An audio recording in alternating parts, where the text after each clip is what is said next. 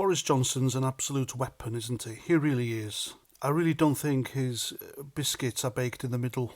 Now, as revealed on Twitter yesterday, Boris Johnson invited actual neo-Nazis to Parliament, and he's not even an MP anymore. Remember, he was outed as Prime Minister by the wet Tories, and then he quit.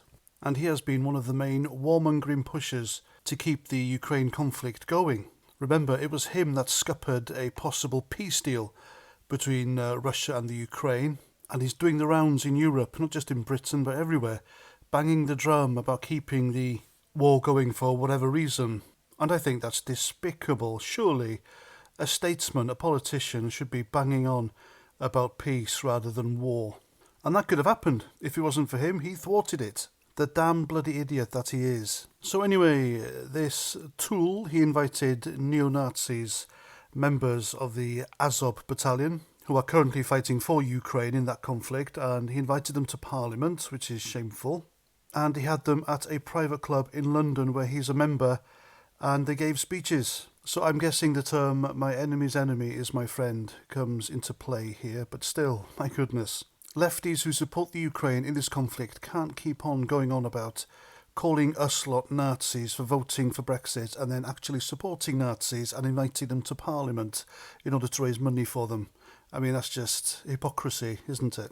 Now, not only did Boris Johnson have these people here, but he also called for the Ukrainian government to be authorised to use Western weaponry inside Russian territory, which is... Again, I mean, goodness, why are we doing this? Why are we there? Why are we contributing? And why are we poking the Russian bear? They are just quite literally giving Putin an excuse to rain missiles down on the UK. And like I said in my previous video, we don't have an Iron Dome. We've got nothing to stop them. Yeah, we've got nukes to counter, but what's the point in mutual destruction?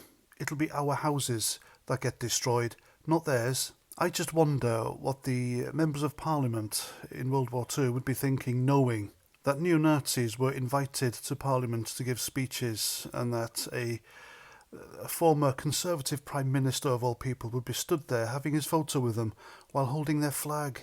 Honestly, you can't make this crap up. You really couldn't. There are actual Nazis in Parliament and there's not a lefty in sight to protest against it. Why? Well, there's only one reason, isn't there? The Ukraine war is one of the two current things at the moment, Gaza being the other one. And Putin is the huge bogeyman. So like I said, the enemy of my enemy is my friend. But I'm telling you now, all this is happening not in my name. And there we go. I'm Paz49. Thanks for listening, and until the next time, Roger Trout.